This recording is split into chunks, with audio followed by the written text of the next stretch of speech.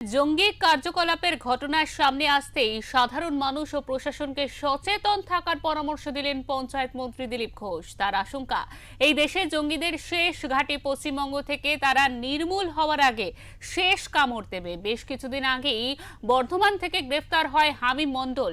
এই রাজ্যের মুখ্যমন্ত্রী শুভেন্দু অধিকারীর চলন বিধি সবকিছুর উপর খবর পাকিস্তান পৌঁছাচ্ছিল, সে এমনটাই কিন্তু অভিযোগ। তারপরেই গ্রেফতার করা হয় আদিত্য সিংকে। বর্তমানে মুখ্যমন্ত্রীর সুরক্ষার প্রশ্নে এক বিশাল বড় প্রশ্নচিহ্ন তৈরি হয়েছে রাজ্যে। মোদী ক্ষমতায় আসার পর থেকে জঙ্গিদের নিকেশ করার যে এখানে অভিযান চলেছে, তাতে জম্মু কাশ্মীর থেকে তামিলনাড়ু এবং আসাম থেকে গুয়াহাটি থেকে গুজরাট, সব জায়গা থেকে জঙ্গি দমন শুরু হয়েছে। এবং দক্ষিণ ভারত থেকে আরম্ভ করে পূর্ব ভারত, পশ্চিম ভারত পর্যন্ত যে মাওবাদী টেরোরিজম চলেছে, তাও শেষ হয়েছে।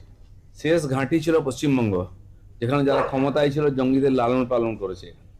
বাংলাদেশ থেকে ডেকে নিয়ে এসে থাকার জায়গা দিচ্ছে। আজকে আমি যে নিউ টাউনে দাঁড়িয়ে আছি, নিউ টাউন একটা বড় ঘাঁটি জঙ্গিদের।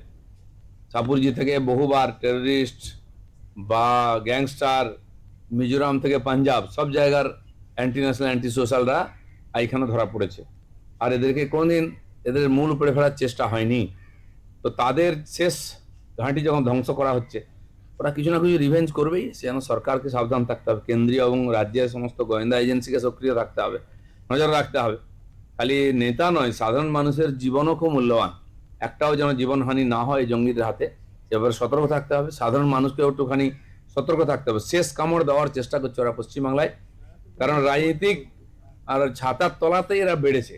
সেই ছাতাটা আমরা সরিয়ে নিয়েছি, সেই জন্য তারা কিছু রিভেঞ্জ করার চেষ্টা করছে। আমার মনে হয় পুলিশ প্রশাসন, গোয়েন্দারা খুব সতর্ক আছেন এই ব্যাপারে। জঙ্গিদের তার বহু দূর অবধি যুক্ত, বহু বছর ধরে তারা এখানে তৈরি করেছে এই ধরনের ঘাঁটি।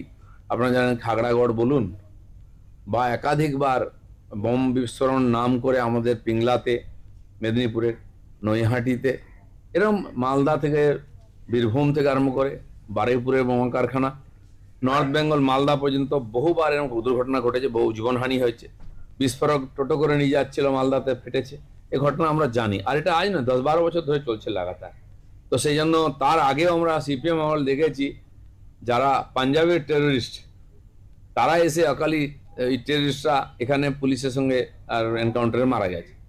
এই যে সরকার ছিল, তারা হচ্ছে এদেরকে সেফ হেভেন বানিয়ে দিয়েছে রেপিস্ট টেররিস্টদের। কোনোদিন তার গায়ে হাত দেয়নি, বুঝিয়ে দিয়েছে আমরা তোমাদের সঙ্গে আজ খালি ভোটটা করিয়ে দাও। এই বাংলাদেশ থেকে, নেপাল থেকে, চারদিক থেকে ঢুকে এখানে শেল্টার নিত। তো সেই জন্য এরা বিভিন্ন লোককে টার্গেট করছে স্বাভাবিকভাবেই, কিন্তু সরকার আমার মনে হয় এটা করতে দেবে না।